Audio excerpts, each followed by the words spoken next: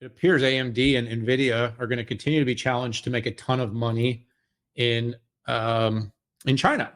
So we've heard about NVIDIA's woes and chip controls that have continually thwarted efforts to build what they kind of call throttled back AI chips that can be used for hopefully what would be considered non-essential, non-military, not, in many ways, non-economic advantage building capabilities, yet still allow U.S. companies to participate in the significant market opportunity that is China.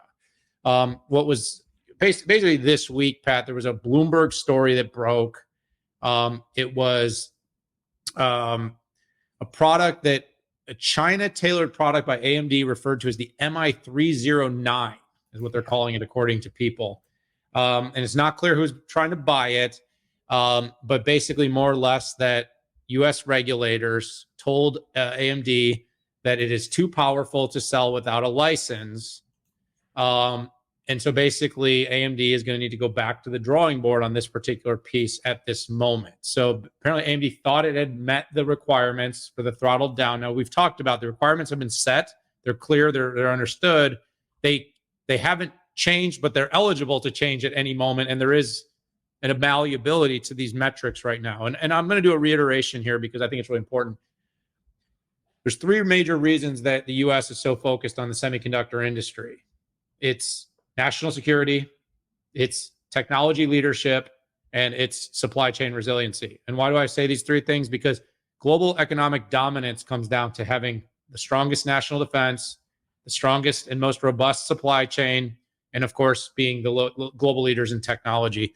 So right now, of course, this is where there's a push and pull with NVIDIA, with AMD. They want to sell these chips into China. There's a huge amount of demand for them. There was companies like Baidu, Tencent, that basically said they have multi-years of NVIDIA chips that are powerful enough to continue to advance their products and services. They have multiple years worth of product still. This is where we've talked about the fact that we have seen a load of this stuff sold into these cloud scale companies. Yeah. They've been buying truckloads of these things. Do not for a minute think that all the stuff NVIDIA has sold over the last few quarters has been implemented or deployed. So the question mark basically is, you got Huawei building their own, we know that's happening. We know China is going to focus on empowering its own. So if we don't sell them into China, China will double down. And there is the EUV conversation, but we've seen recently now PC cores are not the same thing, or mobile device cores are not the same thing as building data center cores. But we've seen the newest Honor phone. Absolutely, Pat, we didn't talk about it, but absolutely gouging market share from Apple with a new design that people are loving, built on 7 nanometer. So without EUV. So some fascinating stuff going on, Pat. But bottom line here is another roadblock hit. AMD is not yet cleared. And this is going to be a headline that's going to be recycled several times, I think. I think we're going to keep tuning them down because we do not want to let China catch us in the race for artificial intelligence. Yeah, so I wrote a research note related to NVIDIA when there was a lot of discussion about this. And essentially, there's 3 tiers that the U.S. Department of Commerce looks at. And think of an XY axis. On the x-axis, you have performance density. On the y-axis, you have total processing performance. And there's kind of this red, yellow, and green, right? Green is, hey, don't bother us. You don't need a license, right? Typically, below 1600 TPP and increment on performance.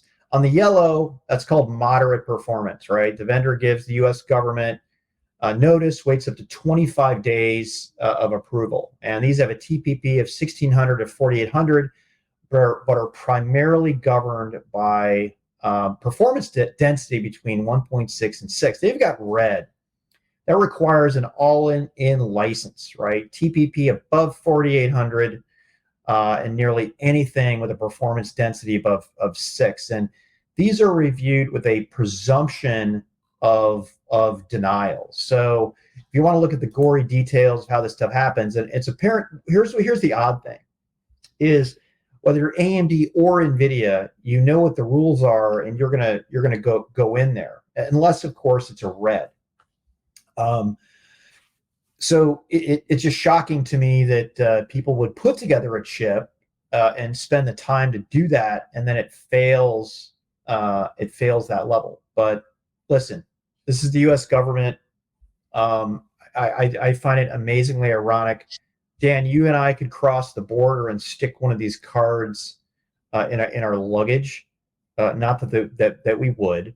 And I know people like, listen, NVIDIA only sells racks, right? Systems, baby. PGX and systems, and they're right. But you could hypothetically come across the border with a card, AMD or NVIDIA, and married up with a system afterwards that you could get over the border. The other thing is that neither AMD or NVIDIA does not phone home for drivers. So if you have the drivers, you have the card, you pull in the system from the other end, you have it. So I don't think this stuff is even controllable, Dan. Yeah, well, what you just said is probably intentional in many ways. And let's be very candid about, there's a pretty good understanding that around the world, there is a very robust gray market to move this product around. It's not done nefariously, but it's kind of like watches, Pat. I mean, it's funny sometimes it is.